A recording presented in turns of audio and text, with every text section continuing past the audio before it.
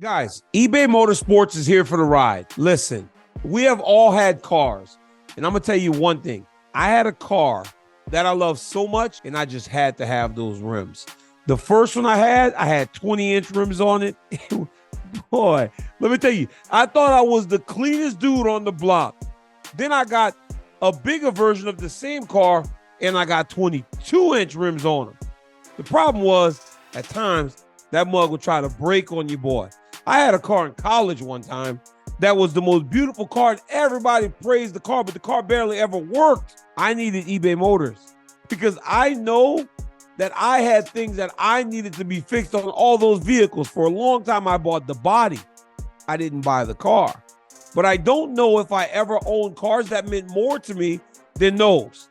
The ones with the 20-inch rims on them. They would all be like, yo, DC, can I ride? I'm like, no. Part of the reason I didn't let them ride, though, because it barely worked. But with eBay Motors, you can have it fixed because eBay Motors has over 122 million parts for that number one ride or die. So you can make sure that your ride not only looks good, it stays riding smoothly. From brake kits, I needed brake kits, LED lights, roof racks, bumpers, whatever that baby needs. I had that nice white with the blue on the top. eBay Motors has it. And with eBay Motors Guaranteed Fit, it's guaranteed to fit your ride the first time, every time, or you get your money back. Plus, at these prices, guys, you're going to be burning rubber and not that hard-earned cash because you know everybody got to work. Hey, your boy DC's working right now. I mean, we all work. So keep that ride or die alive at ebaymotors.com. Eligible items only, guys. Exclusions apply.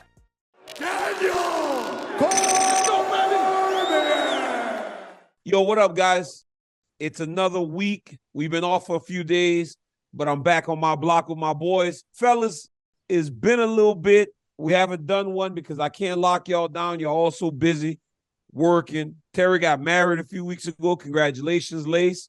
Again. Craig, you've been busy with Aria's soccer and volleyball and everything. Jamel, obviously you got Rose leading the basketball team. How y'all been, boys? Been good, bro. Cooling, man. Cooling, man. That's good, Doug. That's good.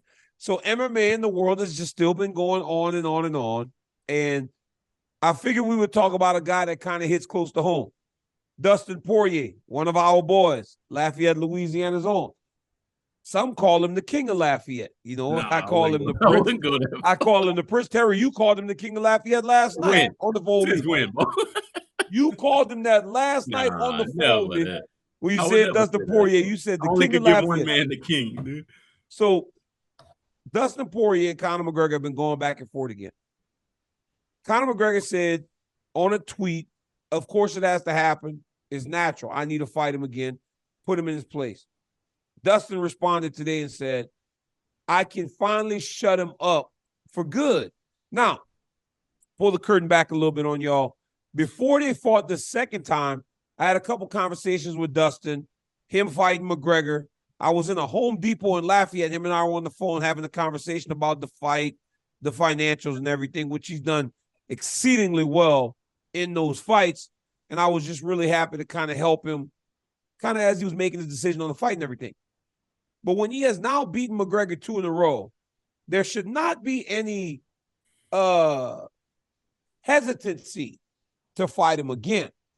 So my question to y'all is this. When y'all look at this from the outside perspective, is Dustin Poirier wanting to fight Conor McGregor because of the competition or because of how big the check going to be? Because he know now the check going to be big, and he has beaten him 2 times in a row. Jamel, you smiling, so I'm going to start with you first. Come on. You're going to ask me a question you know the answer to. It's not I don't know the answer. It's not for no competition. It's straight for the money, dog. I mean, I don't blame him. I do not blame DP, dog. Go get that bread if you can. But it ain't competition, man. I actually checked out of all of it, to be honest. Why, Jamel?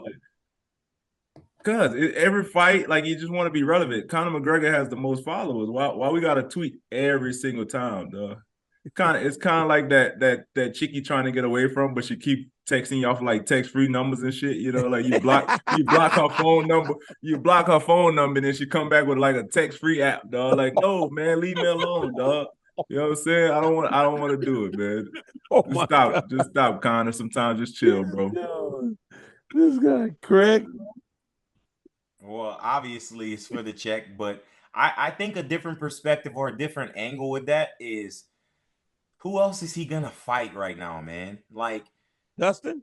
yeah, like I mean, yeah, obviously there's all the guys that are 1 and 2 and 3 spots ahead of him before But the they've all champion. fought except for Islam. Every single one of them except for Islam, and you can't put him in there with Islam right now. Why But not, though? Why can't you put him in there with Islam? because Islam He won his last already fight. has well, But he won his last fight. Yeah, but isn't the next fight supposed to be Charles? Yes, I get that. Okay, so you can't put him in there with Islam right now. So what better thing for the UFC? I'm not talking about Conor. I'm not talking about Dustin. I'm talking about the UFC. What's the best fight that they can with the two biggest eye gougers in the sport right now, especially in their weight division? It's them two. But Conor McGregor, Michael Chandler moves the needle, right, Terry? We got the person that Dana White calls the modern day Arturo Gatti and Michael Chandler fighting against Conor McGregor, who still today is the biggest star in mixed martial arts. Because when you saw him at the boxing event when Francis Ngannou fought, he was still as popular, as relevant, because when he was standing alongside all those great boxing champions, people were as interested, if not more interested, in Conor McGregor than the great Lennox Lewis, Mike Tyson, Evander Holyfield, and all those other great champions that were in that arena, Lace. And then to me, bro, like that's the fight, right? When you said a modern day Arturo Gatti, it's Gotti versus Ward when you go Poirier and McGregor. And like Craig said, man, like that's the wait. Hold on. Don't try to skim over this. So you say, I'm talking about the modern day Arturo Gatti. Dana called Michael Chandler that. So that's what I'm saying. Like, I don't think Michael Chandler is the modern day Arturo Gatti. When we're talking about boxing, we're talking about Dustin and we're talking about Conor. Win or lose, he's exciting. That is what Michael Chandler is. So while Michael Chandler has been in the UFC for a very short period of time, he has immediately become one of the biggest stars in the sport. People love him, and he doesn't lose anything when he loses fights. So that was the comparison. Was that he's a blood and guts warrior that is going to go out there and fight Conor McGregor, not try to wrestle him, not try to hold him down. He go just fight him. But I think that's interchangeable with those four. Like those four to me are that, right? When you got Chandler, you got Gaethje, you got Poirier, and you got McGregor. So you could put those, you can interchange that Arturo Gatti, Mickey Ward, legacy with all those four. Like that's go. I love Tara, I'm sorry to cut you off, but I love the comparison. But for anyone that was watching boxing at the time when Arturo Gatti and Mickey Ward fought, Terry, they were great fights. But not great. Most would say they weren't great fighters. And I'm getting that's exactly my point, right? Like I'll go, like I got my Lafayette flag in the back, bro. I love to see people from Lafayette make it. But just like on his resume, like the reason that Dustin Poirier is considered great is because of his wins over Conor. And I think at the point when he fought Conor was already on the downslide, bro. You sound like Jamel right now. No, but I'm being honest. You were pro fighter. You were the guy that was never going to disrespect the fighters. But you sound like Jamel right now. But this is my thing, right? It always been that with the lightweight division, right? Where those four always came that way to me, right? Conor is the elite of those four. Like every time they got to a title shot, man, like they didn't get it done. They won the interim title. Yeah, but that's Poirier was the interim champ. Right. Gaethje was the interim champion. Gaethje is now the BMF champion. These guys have won championships. Yeah, but do we really count the BMF title as a championship, or is it more like a promotional title, right? It's like the Intercontinental belt in WWE, right? Like that's what it is, man. Like, like again, like I respect these fighters, bro, like 100%. That's why I'm different than Jamel, right? But at the same, bro. I know, bro. We're the same. We all the same. But I got a question for you though, T. You say he was on the downside. How was he on the downside? From what point? Or did the matchup change? Conor McGregor, you mean? Yes. And yeah, when you say that, bro, like I think like favorably when he fights Aldo, right? Like we seen like almost personally how weight drained he was and how much bigger he was than Aldo to put that belt on. Then he fights Eddie Alvarez, another warrior. But he beat the shit out of Alvarez. He beat the shit out of Eddie Alvarez. But then we see, well, Eddie Alvarez ultimately ended up, right? At one point, he was considered the best lightweight in the world. But, yeah, he really wasn't, right? Hey, Daniel, like, so. Daniel, did he beat Eddie Alvarez in the ring? What, Craig? Did he just beat him in the ring? Conor? Yeah. What you mean? Every time he touched him, he knocked him down. Yeah, exactly. When he did this, he was, bro. Eddie Alvarez was tattered. He was in that Madison Square Garden. Every little jab was a hook. Why, done, Craig? bro? But why? Why? Oh, it's Conor, bro. Like the fanfare that came with it. No disrespect to Jose Aldo either, bro. But the lead up, you remember that link I just sent y'all the other day? Bro, that it's pure madness. Daniel, do you remember? So we were in Vegas, that fight, the Aldo fight, right? I was working for Fox. Right. And that's when y'all was playing me because I had my American my American tank top. Oh, you was looking bad too. Hey, that boy had on an American tank top, Jamel. It was a tank flag. top. The top was stars. The bottom was like the flag. I was like, oh my God. It was a flag, bro. Hey, that's what happened. That's what happened when you spend half of your life in Durant, Oklahoma, dog.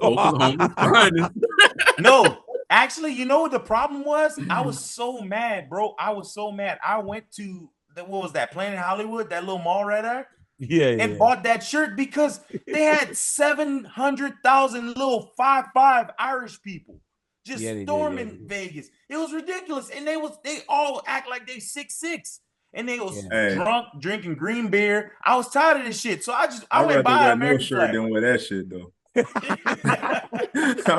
I'd rather go in there. I'd rather go in there with no shirt than wear that, bro.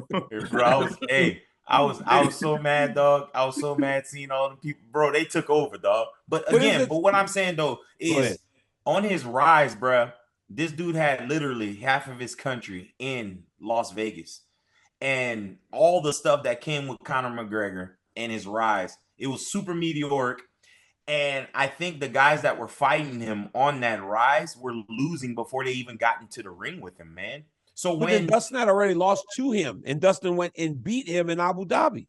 Oh no, I don't feel like he was done at that point because he had just lost to Habib. He had just lost to Habib. But Dustin was a different fighter lost too. To Habib. Dustin was a different fighter at that time. He got over that. Dustin was better.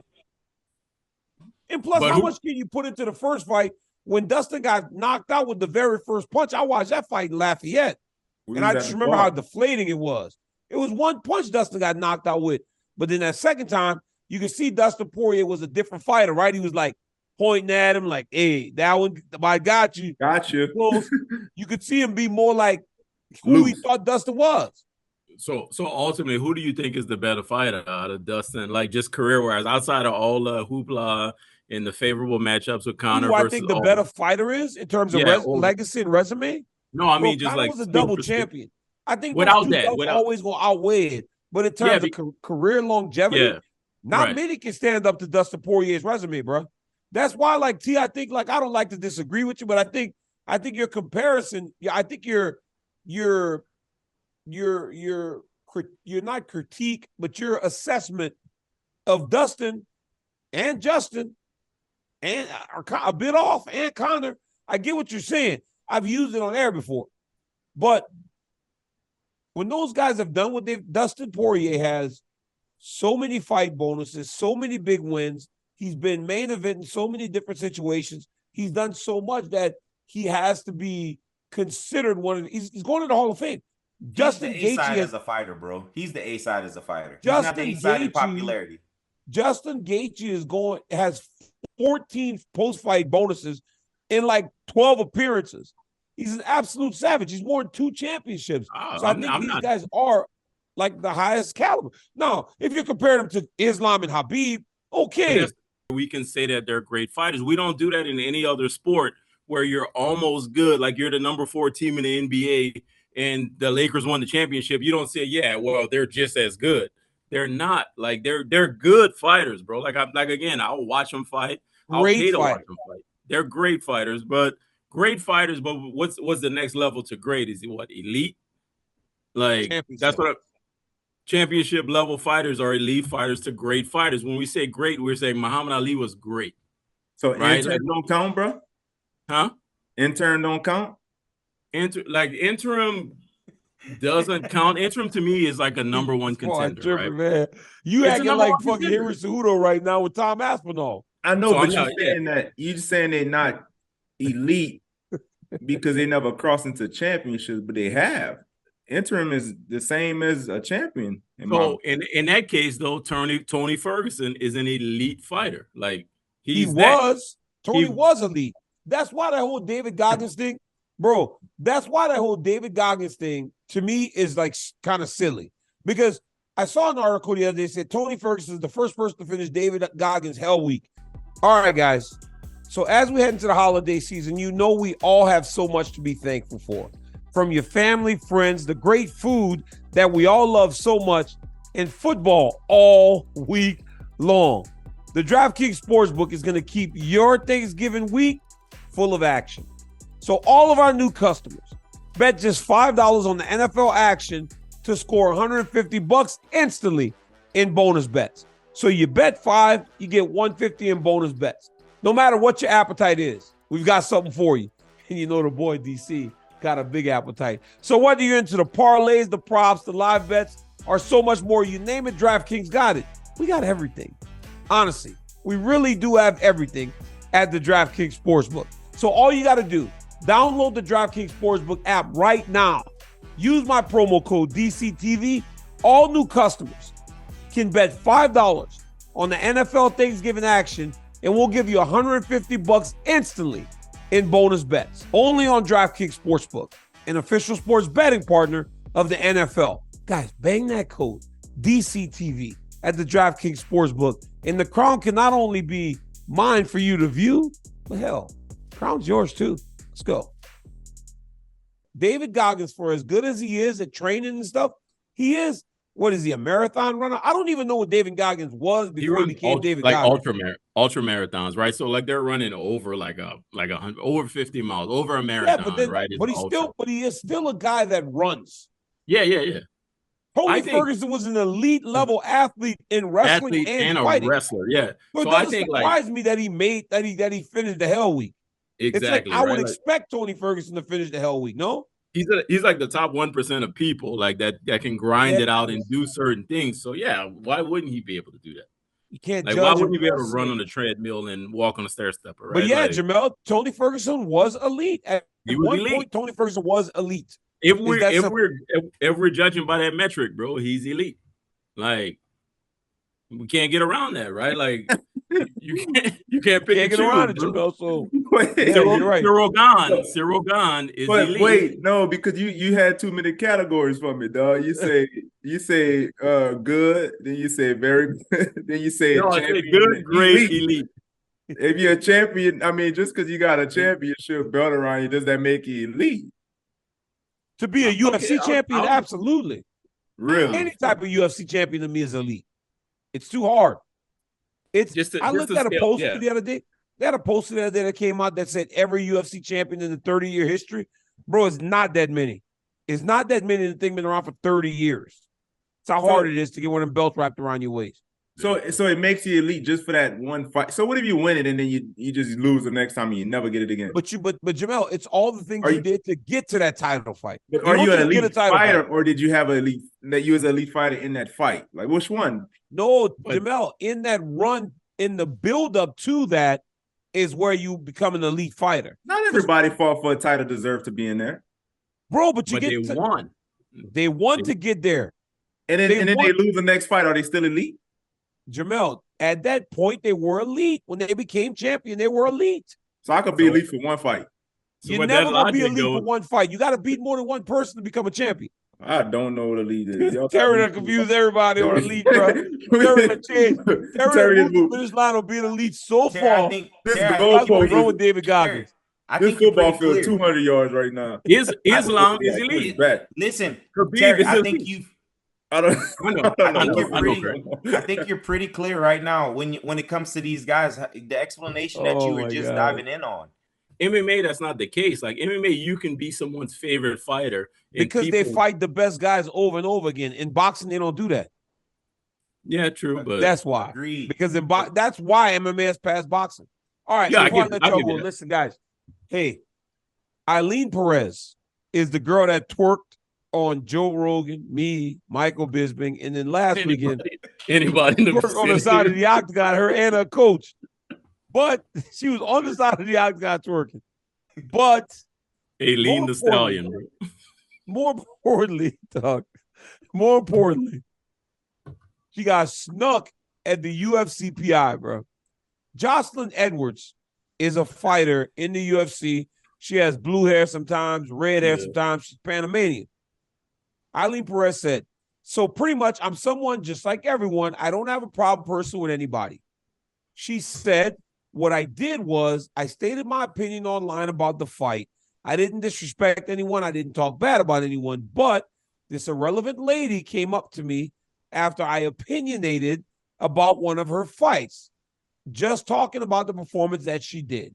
She came to assault me. She did assault me with the intention to make me pull out of my fight. But I'm sorry, she did not achieve it. I won and I fought regardless of the assault that took place. She also said, I want to thank my coach who was there at the time of the assault, because if it wasn't for him, I would have had much worse injuries, because he was able to take her off of me when she was assaulting me.